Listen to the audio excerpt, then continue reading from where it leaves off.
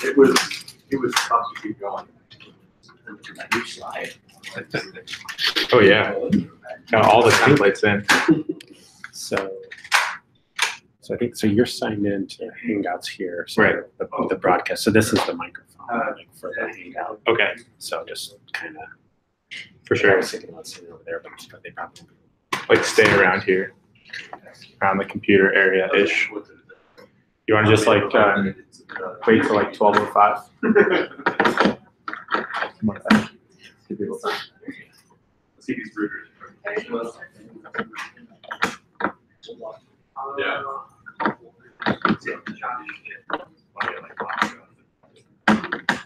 Yeah.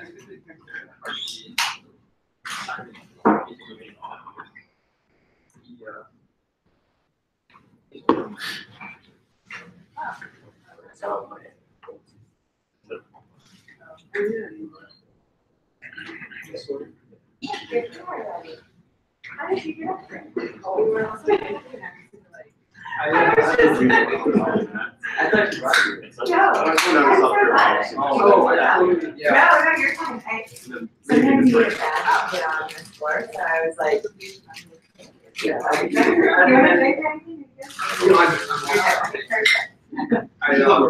even realize that.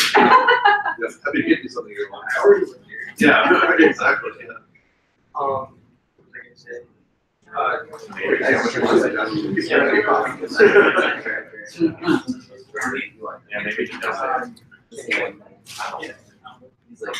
The culture fit, you had totally partially built me off. Like, no, yeah, how much sarcasm slash sass? You like Rogan? A couple of SOs. Yeah, I think people are at their client sites today. Cool. Trying to judge for the napkin. Why is that? Remember that. Maybe because it's actually.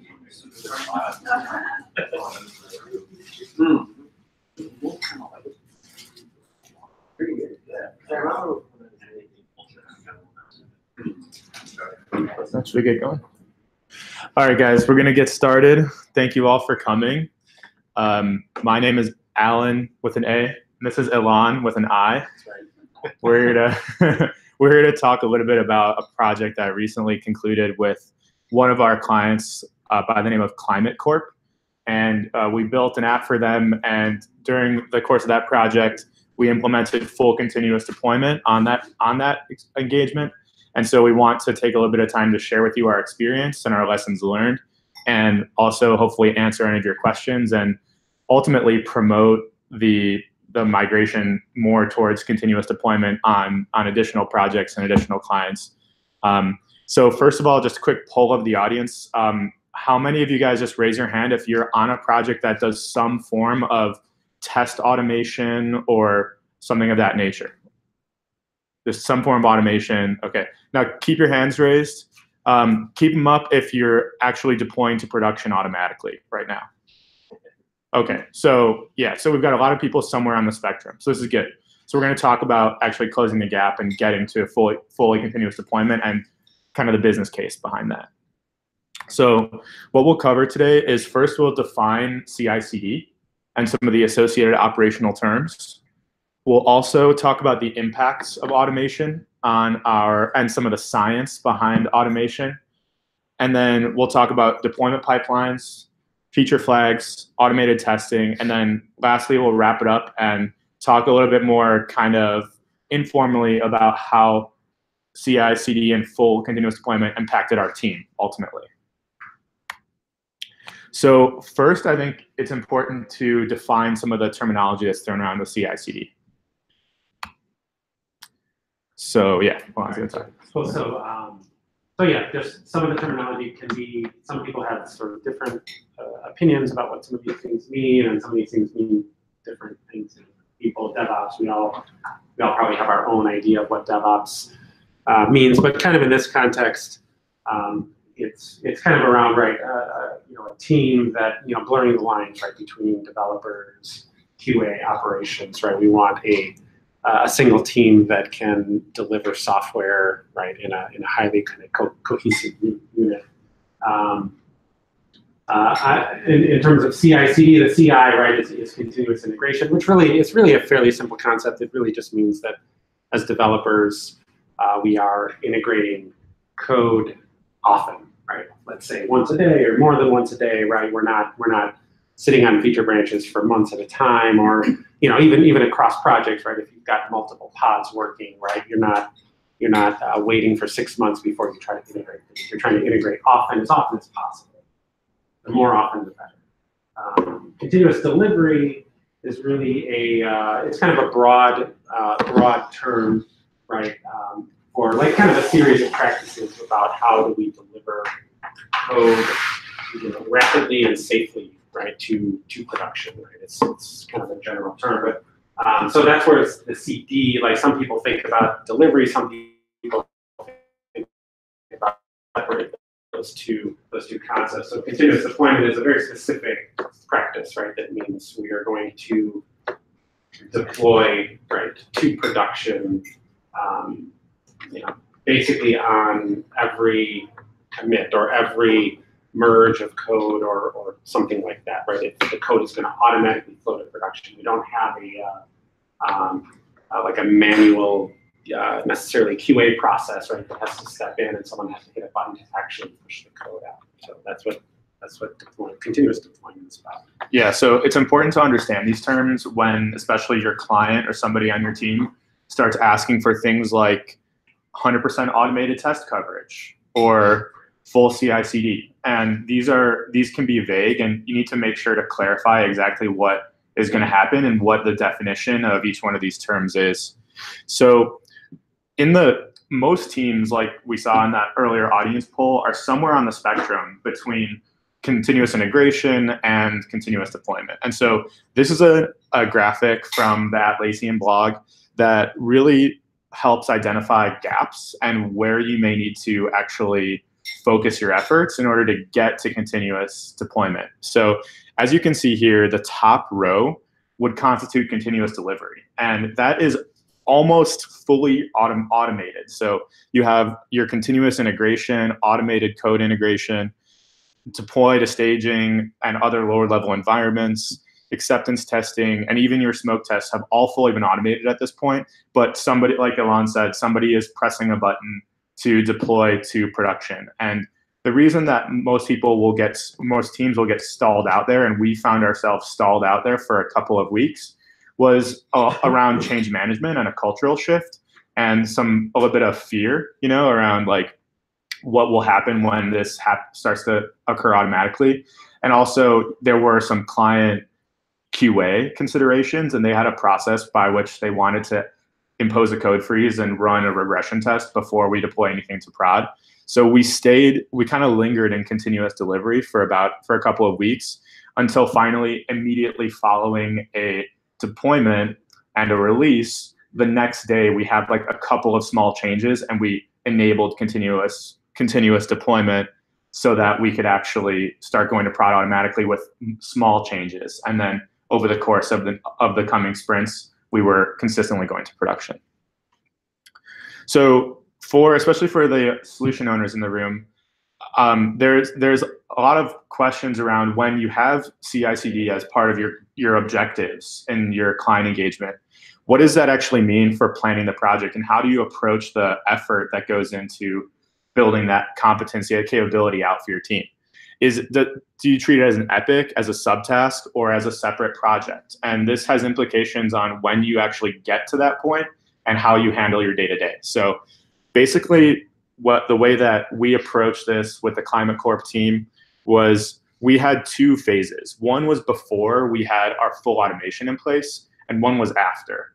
And we treated our workflow differently in each one of those phases. So in the first phase, before we had our full suite of automated tests, which by full suite, that's also a little bit vague, right? But basically what we mean by full suite is that we had enough automated tests in place that we were really, really confident that whenever we committed a change, it wasn't going to break anything, and that we could go to production without a lot of stress. And the second piece was that our infrastructure was in place. So we had our delivery pipeline and our, Jenkins build and all that stuff was working correctly. So before that time, we treated it as a, basically every user story had a sibling that was, so we had a feature user story and then another user story to build out the necessary automated tests and build out the infrastructure to support those tests. And those sibling stories were groomed, prioritized, and slotted along with the feature work because we were ultimately treated the team as one team, and we pointed and groomed all of the CI/CD stories, what we call them the QA automation epic, and we put them in the sprint and tracked velocity on those, just like any other user story. Now, once we got to a point where all of our automated tests were running, our infrastructure was up, we had we were at continuous delivery at this point, so we hadn't automated the push to prod, but we'd finished all of our automation. We started maintaining, the work was actually to maintain test coverage and ensure route. So the tasks to maintain that became part of the feature stories themselves. And so we had sections in those user stories that said, it became part of our definition of done, essentially. So we had subtasks or additional non-functional requirements in order to identify during our grooming, and QA was heavily involved, to say how not only the story will only be done once it's part of our automation workflow. Okay. So now Allan's going to talk a little bit about the science behind Okay, cool. So let's take a step back or out, way up in the sky, and kind of ask the question of like, is this actually something we should be doing at all? Like, is there benefits to doing this? Why are we doing this? So there's actually been some small amount of scientific research on this topic. So there's a book if you're interested. It's called Accelerate. So these are the kind of leaders in the DevOps space, and so they've been doing this survey that they send out to tons and tons of development teams for years, and they're actually doing like real scientific research based on these survey results. And so I just wanted to kind of talk about that a little bit, give us a little bit of context. So the way that they sort of structured some of their research was they looked at sort of 4 kind of key metrics to try to group software teams into like high-performing teams and low-performing teams. And there's a bunch of scientific mumbo jumbo around how they did that, but essentially these were kind of the things that they looked at in terms of a high-performing team versus low-performing teams, right? So lead time is like how long does it take, right, for you when you start your story to actually deliver that into production. Deployment frequency is how often you deploy code. Mean time to restore is like when you do have an outage, how quickly can you recover from that outage, right? And then change fail percentage is basically like, when you deploy, how often are you breaking stuff, right? So these are kind of the 4 sort of high-level categories, and there's a ton more detail in this book, but so these are some of the, it's a little bit hard to see because I ripped these right off their PDF, but so the high-performing teams are this gray line, right, and the low-performing teams are the black line. It's a little hard to see here, but so if you look at each one of these, right, and these are over years, right, so they're seeing the deployment frequency of high-performing teams going up and up and up, right. Facebook and Google, right, the cool kids, kind of the leaders in this space, right, are deploying like many times a day, right. And they've been grouped as sort of high-performing teams. So change lead time, that's also fairly intuitive, right? If we're able to push to production really regularly, right, then there's not as big of a gap between when we start coding and when we can deliver that code into production. So, right, we see much better in terms of change lead time, right? We can deliver small increments quickly to production. Mean time to recovery is also somewhat fairly intuitive, right? If I can push code out to production really quickly, right? If I break something, right, I can either roll forward, right, push a fix for that really, really quickly, or easily roll back, right? Because I'm just making small changes to production all the time, right? So when I break something, right, I'm much more easily able to debug. I know where I may have broken something, right? Because I only changed a little bit, right? So that's also somewhat intuitive. So this one is the one that I think most people have heartburn about. You know, I think it's logical to think, oh, well, every time we deploy to production, we break stuff, right? So if we deploy to production really, really often, we're going to be breaking production all the time, right? But that actually turns out to be not the case, right? And if we think about, right, deploying in really small increments, right, really small changes, and doing it all the time, right, we actually see a much lower, right, change failure rate, right, for teams that are employing these types of practices. So tons more information. So ultimately, the question comes back to, should your team invest in full CI/CD? And in our case with the Climate Corp, that was part of our SOW. They wanted to have 100% queue automation coverage and full continuous deployment as part of our definition of done for the entire project. And so not every client is going to approach you with that requirement. So initially, if you were to do this internally in your project team, your initial implementation is essentially adding overhead to your project budget. And the dev team will start to feel the positive effects more quickly than the client team. So the metrics that Ilan just presented, and other metrics as well, should be treated as KPIs that you're reporting to your client on, so they can start to understand and track the benefits. And once we reported these metrics out, and what happened was that the business case for CI/CD started spreading throughout our entire client organization, and they no longer questioned whether they should be doing automated testing or investing in infrastructure to deploy automatically, because the change was so dramatic, both internally and externally, over time, that we stopped having to deliver and report the business case, because it's something that they tried to do across all of their teams internally, even the ones that weren't managed by Slalom. So ultimately, how much you track and report is up to you, and the amount of measurement that you do also. You know, as solution owners, we know, like, all the status reporting, that's overhead for us and extra work we need to do. So you don't need to, be scientifically measuring all of your team dynamics, but these are just interesting ways of presenting that business case if it's something you want to do, especially if your client hasn't explicitly asked for it. So next, we'll talk a little bit about deployment pipelines. This is a key part of getting to continuous deployment. So manual deployment pipelines that may be in place before CI/CD don't always stand up to automation. So the pipeline with which you deliver code to production should be treated just like any other piece of system architecture, and you need to take into account current state IT operations. So basically, you're delivering this pipeline.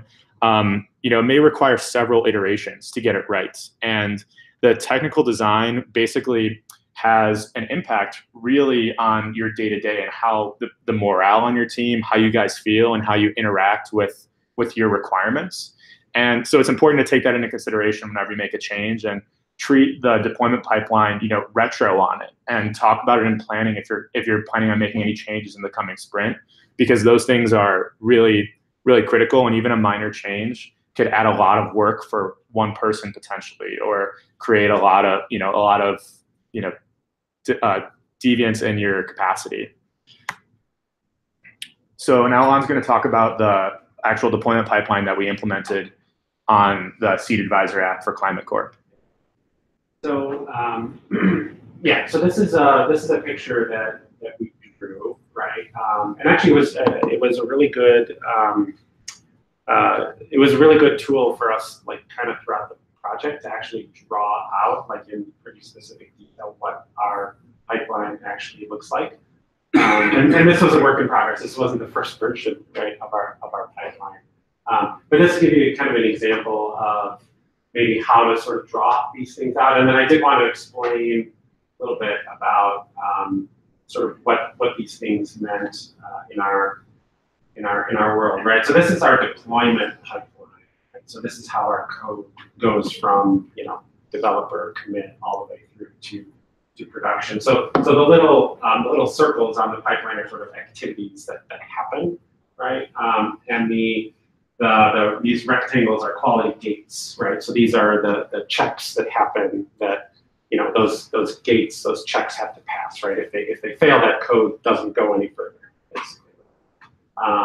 And then these below here are basically the things that happen during that quality gate, right? That check. And then I also highlighted the green stuff is the things that are automated, and the blue stuff are the things that are manual, right? So just to give you an example, so a developer, on their desktop, right, that's that first quality gate, right? They can run lint, they can run unit tests on their local machine, right? They're going to do their own manual testing, right? We also, we have the ability to run this is a web app. We had the ability to run WebDriver UI tests locally on the machine too. That was really helpful as well. And then we also instituted, we use like a desk check, right? You just, call Allan over and like, hey, does this look right, right?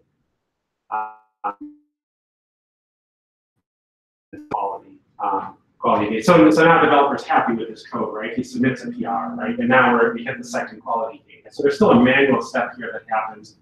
And so it's just code review, right? The other developers on the team going to look at it, comment, blah, blah, blah. If it doesn't pass muster, right, it stops. And then, of course, we had, Jenkins, which was automatically running these things again. So if any of the unit tests fails or the UI tests fail, right, it stops. It cannot go past, right? We cannot merge. Right? So once that is all good, right, code review is approved, all these things are passing. Right now, this is the last manual step, right? The developer, this is our process, right? You may have your own, you're definitely gonna have your own process that makes sense for you guys, right? But, so now the developer hits the merge button, right? And at this point, everything else is fully automated to production. So that's kind of that last step. You hit that button, it's going, right? And so in our case, we would deploy the web application. It would deploy out to Amazon. It would release to a QA environment, and then we had this next quality gate, which essentially we had a smoke test, which was a UI test, which we were able to run using a canary deployment of the UI. So we had the ability to run the new version of the UI that was actually pointing against the production backend services that we were integrating with, right? And so this smoke test would literally open the browser, log in as a user, and kind of step through the application, right? It wasn't modifying anything, but it was just making sure that essentially, all the pages load and the user could step through. We sort of had this 5-page step-through application. So as long as all those tests pass, right, then that code is released to prod, right? We flip the canary flag, right? The new version becomes the production version. So that's how we did it. So it's important to kind of draw this out, right? And it's a work in progress. But and then we'll talk about feature flags in a second, right? But so the reason this is kind of separate, right, is that a developer actually would create a feature flag, right, and then actually enabling that feature, right, is a separate thing. So that's an important concept as well, which we'll talk about in a second. Right? We got to separate the notion of code deployment from feature release. So. Yeah, and then here's our Jenkins pipeline. Right. For those of you who are curious. Right. So yeah, this is just kind of an example of. So in this step here was our. This was what happened after it was published to the QA environment, right? And then this is our production smoke test that was running, right? So and then this is the production deploy. So this column here. So right, if the smoke test fails, right, we don't push to production. Right? Fix it, do another commit, smoke test passes, and then it goes. So that's the idea. We had also. They have we never had to use it, but they put some manual override steps. So if you're having trouble, right, with the smoke test, which can be, WebDriver, and there can be issues, right? We wanted the ability to be able to hit a button and just say, yeah, we know it code's good, but we want to push it. Yeah, so next we're going to talk a little bit about feature flags, and this is a really important concept when you're doing continuous deployment because essentially you're putting fresh code in prod, and you want to make sure that you're, like we mentioned earlier in the presentation, that the concept of code deployment and feature release are separate. So you can actually get your code in the highest level environment, but not have any users impacted by it. So there are a lot of ways to tackle feature flagging, and Ilan's going to talk through how we implemented this on Seed Advisor. Yeah. So this is a really key concept. Separate the notion of code deployment from feature release, right? There's no way you can, or I don't want to say that, but it's really difficult, right, to, when you're pushing code, right, every commit that you make, right, is going to be going out there. And if that's actually making visible changes to what users see, right, it's really difficult to build anything that way, right? Because you know, it's sometimes, yeah, you just have a feature that you're working on that's just not ready, right? It might take a week or two, right, to build this whole new screen, right? You don't want the users to necessarily see that right away as it's kind of half baked, right? So how do we you know, marry those two sort of opposing forces, right? And that's where feature flags can come in, right? So so a feature flag is basically just like, you know, a flag like in the code that says, you know, if the flag is on, you know, run the new code. If the flag is off, run the old code. So so you know, this is an example just in like React or whatever of a feature flag that we had that, you know, there was this new share plan to customer feature or whatever, right? So this is just an example kind of showing like, you know, if this flag is on, right, there's a whole bunch of code, right, that happens for this whole share plan feature, right? All this card and this modal, right? And there's a whole bunch of code underneath that, right? So developer is like free to, you know, work on this share modal, right? He can commit code all day long and push that out to production all day long, right? Our tests are all passing, right? No real users are going to see this modal, right? So he's sort of free to work on that, right? And then the other nice benefit of that is that, so with our system, right, we have the ability to turn a feature flag on, like for a specific user or for a specific group of users, right? So that developer can actually commit that code, push it all the way out to production, and actually test that feature in production, right, with his own test account. Right? As we get closer to release, right, we can enable that feature for QA users, or we can enable that feature for maybe a beta group of users to get real user feedback, right, before we do sort of a general release, right, of that feature out to everybody, right? So there's really a lot of power in just this really simple feature flag concept, right, that helps us to enable this ability to do continuous deployment. And it's important to also note that the concept of feature flagging is relatively mature. So there are cloud providers out there that will allow you to have user-friendly, business-facing interfaces that can start to configure user cohorts and toggle feature flags on and off, which means that you almost are just on call during deployments or releases, because during release time, you have your product people just exposing existing prod code to new cohorts. We were using a custom, like a homegrown feature flagging service during Seed Advisor, and one of the recommendations we gave to the client before we left was to maybe take this feature flagging tool and onboard it to some kind of cloud-based provider. And yeah, because it could be, once you get a lot of feature flags in place, it turns into a little bit tricky to maintain all of them. So I just wanted to have, you know, one extra slide on this. What do they mean for your workflow?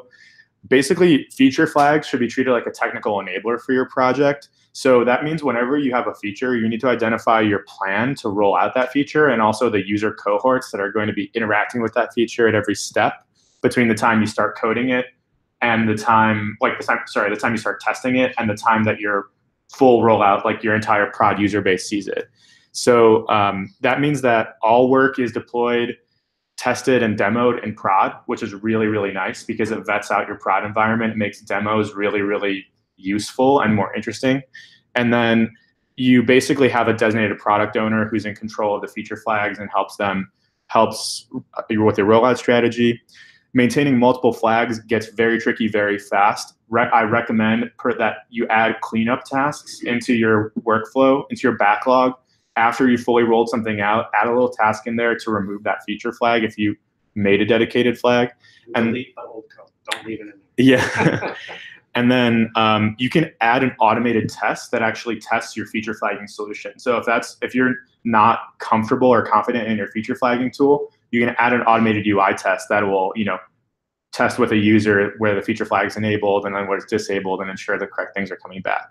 It's not without cost, right? Yeah. You have to, you're going to have, like, while that feature flags are there, you basically have to test both branches, right? So there's some complexity there, but it's worth it. Yeah. And then this is just a user story, just a hit list, things you want in your user story. Bottom two are maybe different than what the standard training will provide. So this is something that you definitely want to consider. Okay, so next, automated testing. Test pyramid. Yeah. So obviously, to do continuous deployment, right? You're essentially automating, right, a lot of your QA, QE activity, right? You're removing a little bit of the manual QA process, right? And telling you whether this thing's good or not good, right? And so in order to do that, you got to automate, right? So basically, just this is your sort of standard test pyramid, right? We want more, right? Most of our tests should be kind of at the unit level that run really fast and are super cheap, easy to write, things like that, right? As we move up the stack into like service testing, UI testing, right? We want generally fewer of those tests. They're more brittle, hard to maintain, slower to run, all those things. This was what we actually came up with for climate. This was, we had a bunch of unit testing. We were just building a UI application. We weren't testing the back end, right? That wasn't part of our scope, right? So the UI, we had UI tests that were, we built like a mocking solution, right? So we could run the UI tests against a locally running version of the app without having to hit any back-end services, right? So that provided a ton of value for us because we could very easily mock out data to model different scenarios, right, in our UI, and error conditions and all kinds of things, right? So we really heavily utilized that, and that was really critical, right? And then we had a small, really just that one smoke test, right? That was our end-to-end test. That was that final quality gate that we used. And this is why it's really important, just to hammer home the necessary engagement from your QA people, because when you're grooming a story, you need to decide, okay, which of our test cases are we going to write automated UI tests for? And do we need to modify our smoke test to get end-to-end coverage? So basically, this needs to be figured out before you start development, ideally. And in terms of the client interaction, I was reporting on this. These are slides from my status deck. I was actually reporting on the QA automation status and doing burn down, just like I would on any other feature or epic. So we had our backlog. You can see it's a pointed backlog of all of our QA automation tasks. And then I reported on any scope changes every week. And then I had a burn down so that the client would know approximately when to expect full coverage and could start making the necessary mental shift to being in that automated continuous deployment state. So this was almost treated like its own epic. This was before we got to full continuous deployment. So now wrapping things up. Few key learnings. We're going to talk about key learnings from the technical side and then also from the non-technical side. You can probably guess who's going to do which. That's correct. Cool. So I think the biggest takeaway for me was that it really does change kind of the mindset, right, of the team. I don't know if David or if you guys can kind of talk about it, right? As a developer, right? Think about that deployment pipeline, right? When I hit that merge button, right, the code is going, right? So it's really up to me, right, to make sure, right, that I've written my tests, not just my unit tests, right, but developers starting to write some of the UI tests, automation tests, right, if we need to modify the smoke test, right, for this new scenario or whatever it is, right, it's up to me to do that, right, as a developer. So it really does change that mindset, and I think in a really positive way, right? It's not scary, right? Well, maybe it's a little scary at the beginning, right? But so that's kind of my sort of biggest takeaway. For this project, that smoke test, that end-to-end smoke test was really vital, right?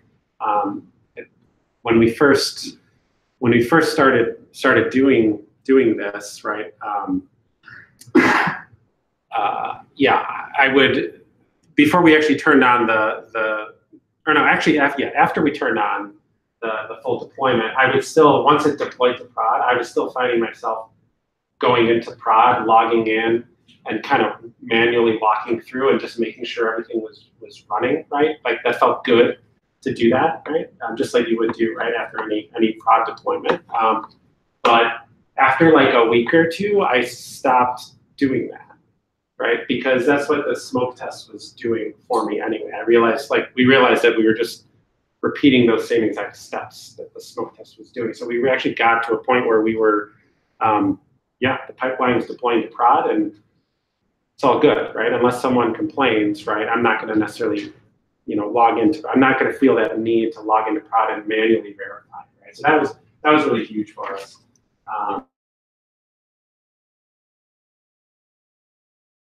Was very critical, right, for being able to write those UI tests and test different scenarios. Developers started writing UI tests. We talked about that mindset shift. WebDriver, specifically here, WebDriver, WebDriver IO, like, it takes some getting used to, right? And writing automated UI tests is a little bit different way of thinking than when we're just writing, features and code. So that's not without learning curve there for developers. And then, one of the things we used with React was snapshot testing, which was really nice. It's basically a snapshot test takes a snapshot of kind of your UI. In React, it's like whatever's rendered into the DOM, right? And then saves that snapshot like in a JSON file or whatever. And then whenever you run the test next, if anything changed, the test fails, right? So what that does is if I'm working on one area of code and I inadvertently change something else that I didn't mean to, right? That snapshot test is gonna fail, right? Warning me, hey, did you mean to make this change? And if I meant, oh yeah, that looks right, I meant to do that, I'll update the snapshot and continue on. Otherwise, it's like, oh wait, I didn't do that. I gotta. So those are super cheap and easy to write and just no brainer, to do that.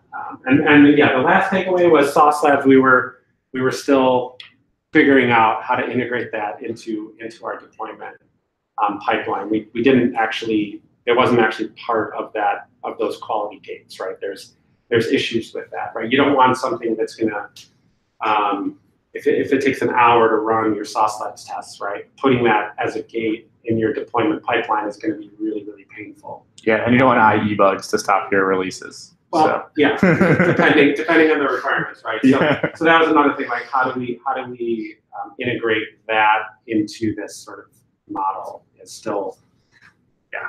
We're still figuring it out. And I think one kind of important last bullet here is that we sort of did MVP for what we needed to do in terms of automation to get to continuous deployment. There were some people on our client side actually felt that we didn't do enough automation. And there are tools out there outside of WebDriver and Snapshot that let you run to the pixel UI tests to assess changes. And you can keep going on this, and the rabbit hole goes pretty deep. So, don't think that this is the only way and these are the only tools that you can implement. So finally, a few impacts that this had on our team from the non-technical side. deployments, or I should say releases, became very easy and low stress. I mean, the first few releases that we did, we had the bridge open and all of our client people were on there and they're like, that was it? Like, yeah, because everything was working in prod already. All you had to do was log in with the user that was in the new cohort that just got exposed, and then the release was over. And it was, I think this first point alone made it worth the investment for CI/CD. And so going down this list, team agility really increased. Ilan touched on that in some of the science behind CI/CD. We had a more team effort around testing and quality, and we saw that QE got involved in quality of the development, and developers got involved in QE test creation, and we had more knowledge sharing between the two groups, and the line started to blur a little bit. So that was an impact to our team. We also saw that over time, an increasingly thorough and complex set of tests and feature flags began to manifest. So you need to plan your capacity to ensure that these items are maintained and that you're doing grooming and cleanup as necessary, so that these kind of stay simple and understandable. Code freezes and other vestiges of like almost a less integrated pipeline became less useful and ultimately non-existent. So there were some things that, and this kind of goes into the next point, there were some things that our clients, QA and IT operations teams were really holding on to that we didn't need to do. And we had to fight the good fight to get these two out of our workflow. And this created some friction, because if you have manual testers on your client side that are running regression as part of every release, and you say, we don't need you to do that anymore, they start to wonder, are their jobs at stake? And so this isn't necessarily around continuous deployment, around QA automation specifically. And there were other things like code freezes and deployment operations that were also starting to automate out of our workflow. So overall, it was a really good experience. So at this point, we will take your questions. Yeah, okay. Good. I have a question about the canary deploy. Sure. Just wanted to dig into that just a little bit. Yeah, sure. I understand the feature flagging on the front end, you showed that, and that makes a lot of sense. On the back end, were you doing like version services? Were there feature flags on the back end also? How did you sort of blue-green the services so that if there were back end changes, those were also? Yeah, that was my same question. Like, did you run into spots where the data that you were getting back and forth for the feature flags became not backward compatible with the flag? Well, so on this project, it was just front end. We weren't doing the back end. So yeah, there are different considerations and different issues that you're gonna deal with applying this to back end services. But it definitely can be done, and I think some of the same principles apply. No, right. That's great. Yeah, I was curious like which path you took. It sounds like you didn't need to take any. We didn't need to, which definitely made it easier. Right? Yeah. From a UI, from this project's perspective, like this was probably a pretty simple case study, because we just had a UI to deal with. Well, what did keep kind of resurfacing was that if that was in place, if there was automated, like there were some issues we were having which could have been solved by automated testing on the service side. And so that was one issue that we revisited. The other thing was definition of ready for a story. If you're integrating with an API, have a mock file available so you can run automated UI tests against your mock data, and ensure that the mock file is really like approved, like that's your schema for the API response, and that's final. So, yeah. So to add on to that, we also did have a situation where, so we were using GraphQL as our service header, and there's a situation from one release where they wanted to, they branch off of their main repo and just create a new one for the next release. And they hosted that on as a different service. It's a different URL. Feature flag that switches the URL. So they would have both of their old GraphQL service running a new one, and we would just point to the new one in the situations that we knew we needed. But in a perfect world with GraphQL, I think you're meant to keep all your old endpoints still available, right? And just add new ones. Right. So that was actually a pain for us, right? I mean, that we actually would have preferred had they not switched the URL and just provided either new data points or new new types of breaking queries. changes when possible. If there's a breaking change, then version services. Right. Don't version your URLs just to version them. Right. Only do it if you have no other choice. I don't know, Carl. For you had a question about kind of I think it was data. similar to what Okay. Matt said. Was did you encounter any scenarios where the data that was going in and out of the API was not backward compatible with the feature flag looked it up? Right. No, not really. But I think that's that. Speaking to sort of the end-to-end smoke test, like we had to write that really, really carefully so that it wouldn't break based on changes to data, right? So we were just, that smoke test was pretty much just like logging in, right? It would go and it would detect like, yeah, that screen loaded without error, right? But it didn't go any deeper than that, like in terms of validating that this number matched a certain number or whatever, right? So it was written very much in that style, right? Which was important, right? Because if that test is too too constrained, right, it becomes very brittle, right? Because we didn't have control over those test accounts even, right? We didn't have control over the data. There were other people in there mucking with those accounts and adding different farms and things like that to them, right? That would break our test all the time, right? And that would be really frustrating. So we've actually spent a lot of time in like what is sort of the minimum really smoke, right? That we can do on that still gives us that confidence, right? That we haven't broken something, right? It gives us that last check, but that's not going to be breaking all the time. Yeah. So that was tricky. Yeah. What other questions you guys have? Did you build like a dashboard to figure it out? And besides Jenkins, so it's business owner look into. Yeah, no, they just. It's something we wanted to have, but this was kind of MVP. And so we ended up, I think actually more people started requesting Jenkins access after we started running this because there were some folks, especially from the QE side, that wanted to know like where we were at in the deployment, if a test had failed throughout our development workflow. But it would have been great to have a dashboard. I know that some of the, like Launch Darkly is a cloud-based provider for feature flagging that has a nice business-facing dashboard. It allows you to get all kinds of analytics. And yeah, Launch Darkly, it's also, it's meant, it's a feature flagging system, cloud-based, that, it's really meant for developers and for product people, right? So the holy grail is that, that the product guys are the ones actually turning on and off feature flags, right, to enable things. And the developers just code against those flags, right? So, So you had a question as well? Yeah, looking at the smoke tests testing, it sounds like they're pretty minimal. Right. So okay. So thinking about the deployment pipeline, right? If you go back to the pipeline. The Jenkins pipeline, or no, okay. This one here, right? So so these UI tests, right? So first of all, we've written a ton of unit tests, right? That we know like our functions are working the way they should be, right? And we write a whole bunch of UI tests, right? That are testing,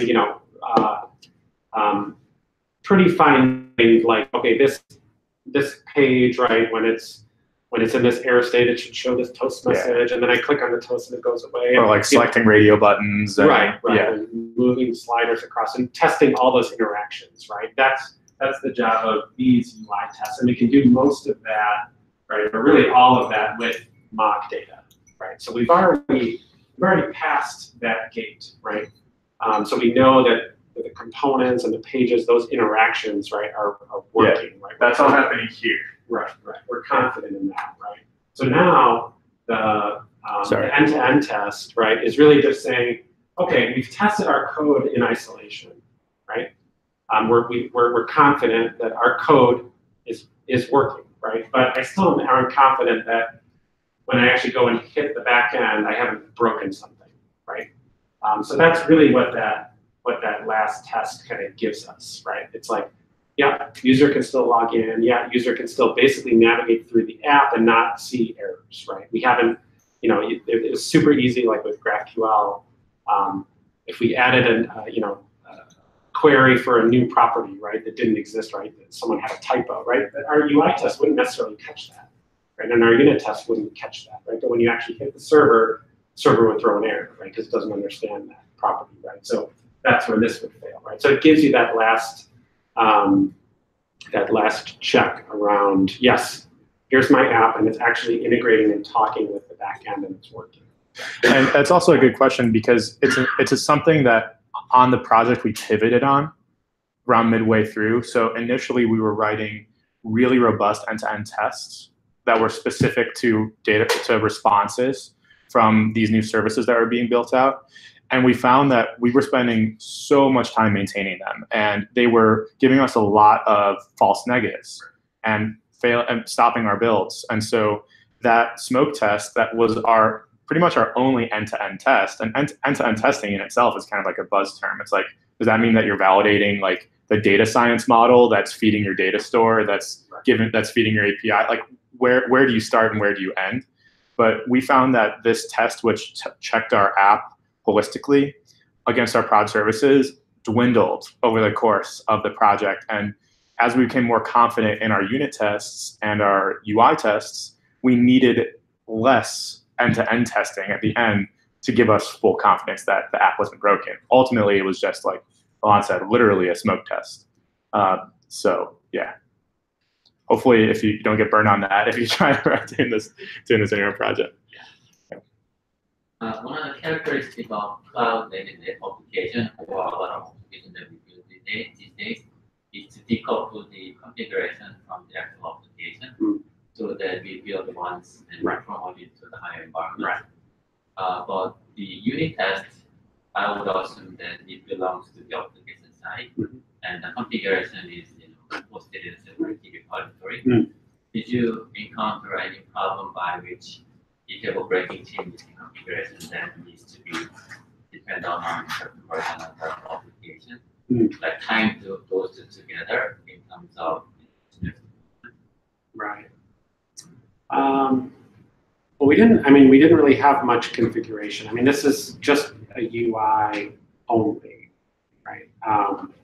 So I don't know. I can't really think of a scenario, maybe other than what David touched on, where we had a situation where they wanted us to point to like a new version of their URL. So we kind of had a little bit of a configuration that said, for these new new users with this new feature on, we point to the new one. And, we did have some shared componentry though, right? Like we were accessing like an internationalization library and things that might be akin to a configure, a standalone config. Sure. Yeah. I don't think we had to deal with much of that. Yeah, I think it really came to like dialing in our tests so that they wouldn't break all the time if there was like another team in some far off remote site on the client who like changed the config or a shared repo that we were accessing.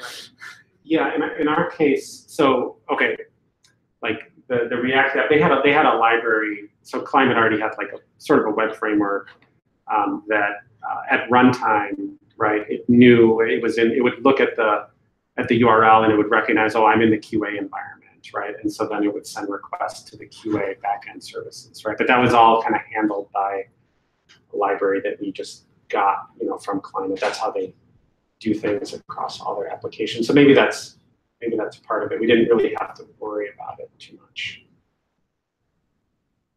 Yeah, luckily, I guess. That's a good question. What other questions do you guys have? So it's more of a John and that question.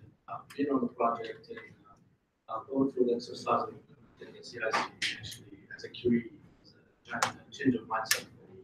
There's at the beginning, just like Ilan mentioned, we write all these tests, and then once we start thinking about those tests, having those tests, and start classifying them in integration tests. So that was really mindset. Yeah. And a different way of things. Right. Yeah. In automation.